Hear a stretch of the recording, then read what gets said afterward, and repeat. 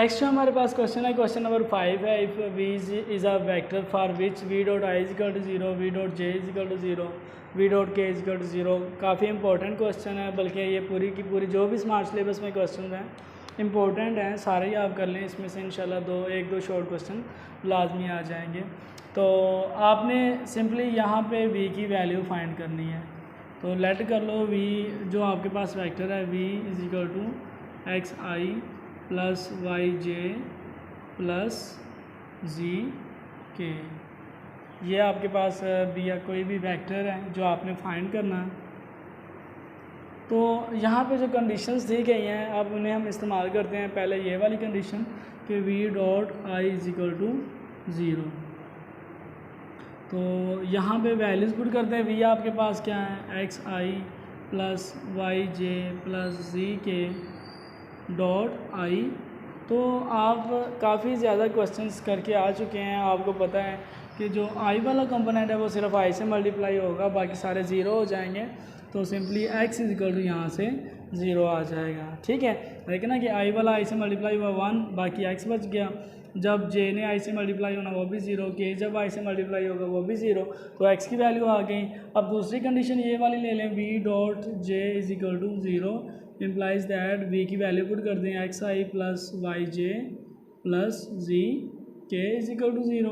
तो सॉरी यहाँ पे साथ में j डॉट जे भी आएगा। तो देखें एक्स आई वाला कंपोनेंट जब j से मल्टीप्लाई होना 0, j वाला सिर्फ मल्टीप्लाई होकर आंसर देगा y इज इक्वल टू 0 आ गया। अब लास्ट में जो थर्ड कंडीशन है वो भी इस्तेमाल कर लें। तो v dot K is equal to 0 implies that v की वैल्यू पुट कर दें एक्स आई प्लस वाई जे प्लस जी के डॉट के। तो जब आप फिर इन्हें मल्टीप्लाई करेंगे, पहले भी 0 plus Z is equal to 0 implies that Z is equal to 0 आपका आंसर आ जाएगा। देखें आपने तीनों कंपोनेंट निकाल लिए, एक्स भी, वाई भी, जी भी। अब आपने नेक्स्ट करना क्या है, ये जो आपके पास वेक्टर था उसमें पुट कर दें। V vector is equal to X की जगह पे 0, वाई की जगह पे 0 और जी की जगह पे 0। तो ये सिंपली आपके पास नल वेक्टर बन गया। ठीक है, देखिए कितना आसान सा क्वेश्चन था। बस सिंपली आपको समझने की ज़रूरत यही है कि आपने पहले वेक्टर वी लेना, फिर उसके बाद उनकी तीनों कंडीशन को इस्तेमाल करके एक्स वाई और जी की वैल्यू निकाल के पुट कर देनी, आंसर आ जाएगा। एक्सरसाइज का क्वेश्चन नंबर 11 बहुत ही इंपॉर्टेंट लॉन्ग क्वेश्चन है। क्वेश्चन ये है कि prove that cos alpha plus beta is equal to cos alpha cos beta minus sine alpha sine beta. Same यही का ये वाला क्वेश्चन आपने प्रूव किया था फर्स्ट ईयर चैप्टर 10 में, लेकिन वो ट्रिग्नोमेट्री के लिहाज से किया था। आज हमने वेक्टर्स को इस्तेमाल करते हुए ये वाली चीज़ प्रूव करनी है। तो सिंपली ज़रा मैं आपको इस अल्फ़ा प्लस बीटा के बारे में पहले बताना चाहूँगा कि ये कैसे बनता है। देखिए फ़र्ज़ करें ये हमारे पास एक्स वाई मतलब प्लेन है हमारे पास। ठीक है, लेट कर लें हमारे पास ये वेक्टर ए है, मीन्स के ये जो पूरा वेक्टर है ये बन जाएगा ओ ए वेक्टर। ठीक है, तो इसके साथ जो एंगल है वो अल्फ़ा है। ठीक है, फिर उसके बाद अगर आपने देखें, अगर आपको यहाँ पे प्लस चाहिए तो जो दूसरा एंगल बीटा आएगा वो यहाँ पे नेगेटिव एक्सिस में आएगा। ये फ़र्ज़ कर लें ये आपके पास वेक्टर बी है, तो चेक करें ये नेगेटिव बी। वजह क्या है, क्योंकि आपको पता है एंगल जब आप एंटी क्लॉकवाइज लेते हो तो पॉजिटिव होता है, जब क्लॉकवाइज लेते हो तो वो नेगेटिव होता है। बेशर्त ये एंगल तो नेगेटिव है, लेकिन अब हमने क्या फाइंड करना है। देखिए अगर आपको याद हो तो दो वेक्टर्स के दरमियान में जो एंगल, देखिए ये फ़र्ज़ करें हमारे पास एंगल वेक्टर है, ये ए वेक्टर है, ये बी वेक्टर है, ये यू वी जो मर्ज़ी नाम दे दें। तो ये जो एंगल होता था ये थीटा होता था। जब आप डॉट प्रोडक्ट लेते थे A dot B is equal to क्या आ जाना, A magnitude B magnitude cos theta. ठीक है, तो थीटा अभी आपने मतलब इन दोनों वेक्टर्स के दरमियान में जो एंगल है वो आपने फाइंड करना है। तो वो कैसे आएगा, देखें यहाँ से लेके यहाँ तक। ठीक है, तो ये कभी तभी मुमकिन है, ये देखें जब आप ये इन दोनों को जब आप ऐड करोगे अल्फ़ा प्लस बीटा, यानी कि ये टोटल एंगल हमारे पास कब आएगा, जब इन दोनों को ऐड कर लेंगे। बीटा यहाँ पे नेगेटिव ही है, नेगेटिव होने की वजह ये है कि वो क्या कहते हैं उसे, क्लॉकवाइज है, ठीक है। लेकिन जब टोटल एंगल फाइंड करना है तो ये भी हमें पता होना चाहिए। ये भी सिंपल सी इसकी एग्जांपल ये है कि हमने दो एरिए हमारे पास टोटल डिस्टेंस फाइंड करना चाह रहे हैं। फ़र्ज़ करते हैं, हम कहते हैं कि एक बंदा जो है ईस्ट की तरफ 3 किलोमीटर है, ठीक है, मिड पॉइंट से कह लें, ठीक है, या ओरिजिन से कह लें कि वो ईस्ट की तरफ 3 किलोमीटर है, एक बंदा वेस्ट की तरफ 2 किलोमीटर है। तो क्या करेंगे, सिंपली इन दोनों हमने चेक करना है कि टोटल डिस्टेंस कितना है। तो सिंपली वो जो 3 किलोमीटर और 2 किलोमीटर ऐड करेंगे तो टोटल जो डिस्टेंस है दोनों के दरमियान में वो 5 आ जाएगा। इसी तरह से ए के दरमियान, ए के साथ जो एंगल है वो अल्फ़ा है, बी के साथ जो एंगल है वो बीटा है, तो जो टोटल एंगल है वो अल्फ़ा बीटा बन जाएगा।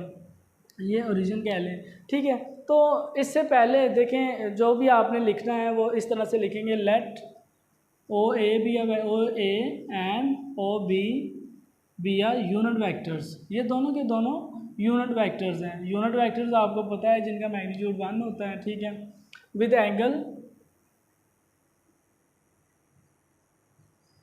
अल्फ़ा एंड बीटा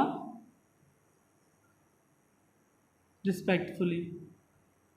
यहाँ रिस्पेक्टली कर लें कि जो ओ ए है उसके साथ जो एंगल बन रहा है वो अल्फ़ा बन रहा है, जो बी के साथ एंगल है वो बीटा बन रहा है, ठीक है। तो जो मेजर एंगल यहाँ पे कर लें, major angle O A B वो किसके बराबर आ जाएगा, वो थीटा कह लें, theta is equal to alpha plus beta, ठीक है। अब देखिए बच्चे, क्वेश्चंस ये 4 तरीक़ों से पूछा जाएगा, लेकिन आपके स्मार्ट सिलेबस में तो 2 ही हैं, एक कोस अल्फ़ा प्लस बीटा और एक साइन अल्फ़ा माइनस बीटा। तो यहाँ पे जो सबसे बड़ा मसला ये है कि हमें कैसे पता चलेगा कि हमने, क्योंकि वहाँ पे एक्सरसाइज तो मेंशन होगी नहीं, हमें कैसे पता चलेगा कि हम डॉट प्रोडक्ट लगाएंगे या क्रॉस प्रोडक्ट लगाएंगे। तो बच्चों याद रखो, जब भी मतलब आपने कोस फाइंड करना है तो कोस के लिए डॉट प्रोडक्ट होती है, ये देखिए। और जब अगला जो लेक्चर है उसमें आप 7.4 वाले लेक्चर में वो देखेंगे, जब क्रॉस प्रोडक्ट फाइंड करनी है तो हम वहाँ पे साइन इस्तेमाल करते हैं। मीन वो तो चलें, आप जब आगे भी आएगा तब भी थोड़ा सा डिटेल के साथ बात कर लेंगे। तो अब हर देखें, कोई भी वेक्टर है, कोई भी पॉइंट है, वहाँ पे 2 कंपोनेंट होते हैं, एक तो कोस का होता है और जो मतलब वो आई उसके साथ होगा। देखिए कोस अल्फ़ा आई बन जाएगा प्लस साइन अल्फ़ा जे, ये अल्फ़ा के साथ जो 2 कंपोनेंट आ जाएंगे। अब ओ बी के साथ जो कंपोनेंट है वो क्या हो जाएगा, कोस। अब बीटा एंगल यहाँ पे क्या है, minus plus sine minus beta j, ठीक है। आप लोग अच्छे से जानते हैं कि जो कोस है वो एंगल के साथ जो नेगेटिव है हज़फ कर जाता है। तो O B is equal to क्या आ जाएगा, कोस बीटा आई, ये शुरू भी चला जाएगा, माइनस साइन बीटा जे। ये थोड़ा सा मुश्किल काम था जो हम लोगों ने कर लिया। याद रखें कि एंगल नेगेटिव है, तो जो नेगेटिव है तो इसलिए बीटा की जगह पे माइनस बीटा, और यहाँ पे भी बीटा की जगह पे माइनस बीटा पुट करेंगे। कोस तो माइनस को ख़त्म कर देता है, ठीक है, और साइन वाला माइनस वो शुरू पे चला जाता है। 2 ये ना ट्रिग्नोमेट्रिक फंक्शन जो हज़फ कर देते हैं, कोस और इसका उल्ट सीकन।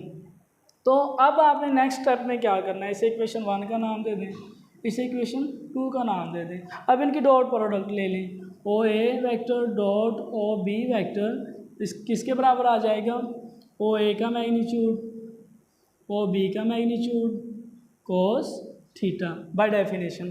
तो अब यहाँ पे ओ ए की वैल्यू पुट कर दे, वो क्या आ जाएगी, cos alpha i plus sine alpha j dot O B की वैल्यू क्या आ जाएगी, cos beta i minus sine beta j, ठीक है, is equal to O A. आपको पता है ये भी यूनिट वेक्टर है, क्योंकि ओ ए और ओ बी यूनिट वेक्टर है, तो इनका मैग्नीट्यूड 1.1 कोस थीटा आ जाएगा। समझ आ गई है यहाँ तक। अब देखिए, अब हमने क्या करना है, आपको पता ही है आई वाला कंपोनेंट डॉट प्रोडक्ट में आई के साथ मल्टीप्लाई होता है, तो कोस अल्फ़ा जब कोस बीटा से मल्टीप्लाई होना तो क्या आ जाएगा, कोस अल्फ़ा कोस बीटा। फिर उसके बाद ये प्लस माइनस से जब मल्टीप्लाई होना तो minus sine alpha sine beta is equal to cos theta, ठीक है।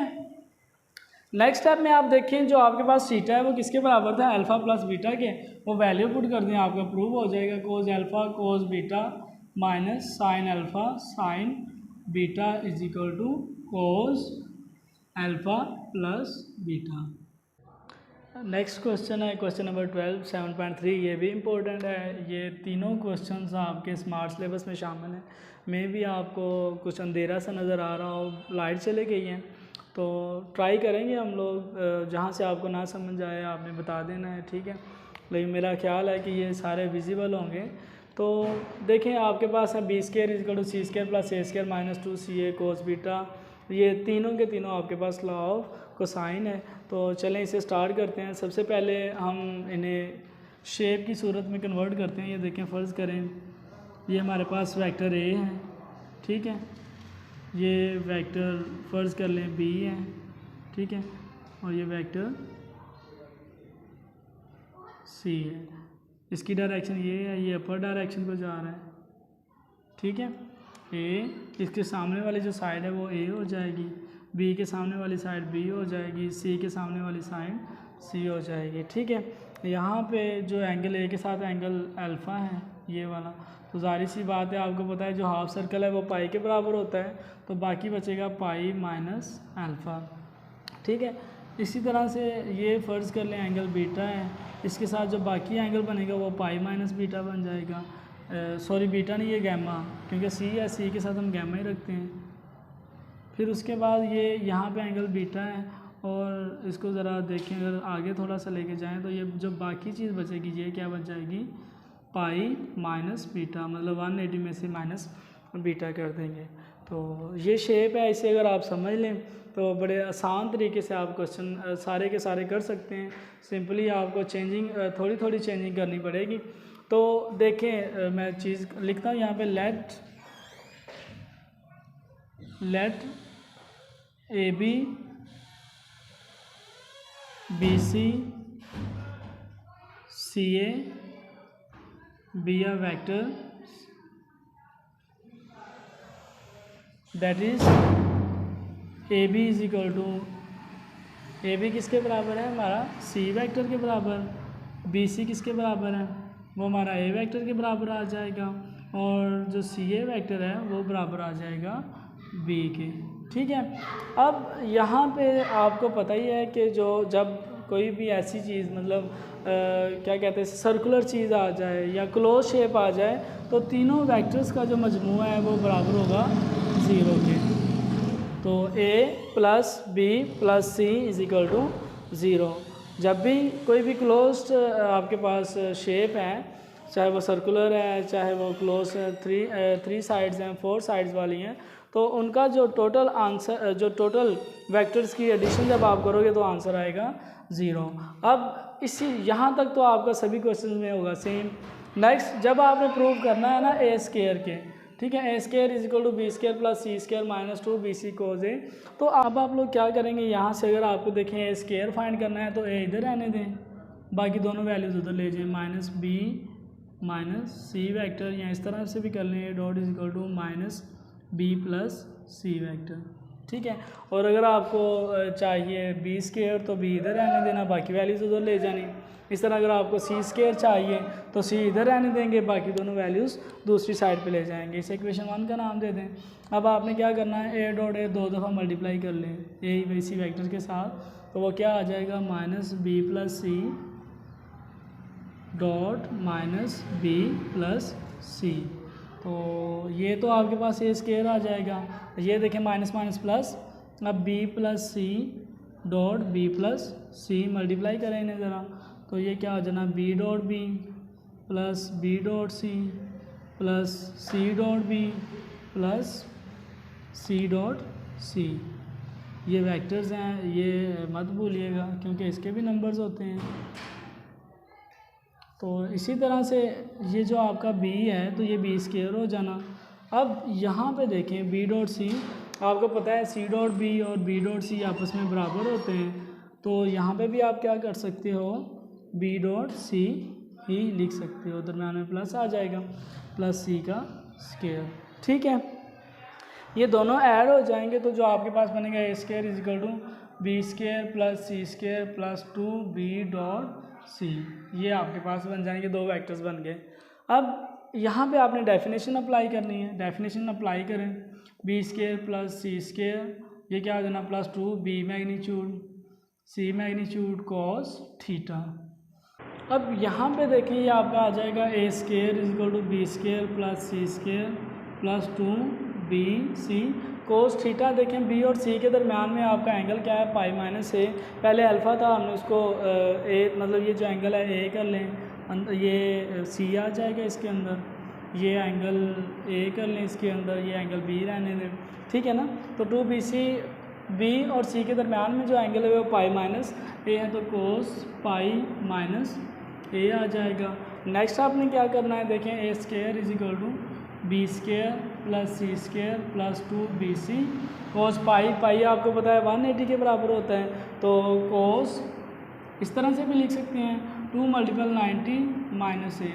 तो दोबारा से हम चलते हैं चैप्टर 10 फर्स्ट ईयर में, तो वहाँ पे आपको पता ही है जब भी यहाँ पे इवन नंबर होता है था तो कोस का कोस रहता था, साइन का साइन, इवन कि जो भी फंक्शन ट्रिग्नोमेट्रिक फंक्शन होता था वही रहता था। तो यहाँ पे सिंपली फिर क्या आ जाएगा 2bc कोस ए आ जाएगा। लेकिन अभी भी यहाँ पे एक इशू रह गया, वो क्या है कि इसके साथ एंगल कौन सा होना चाहिए, तो चेक करें ज़रा।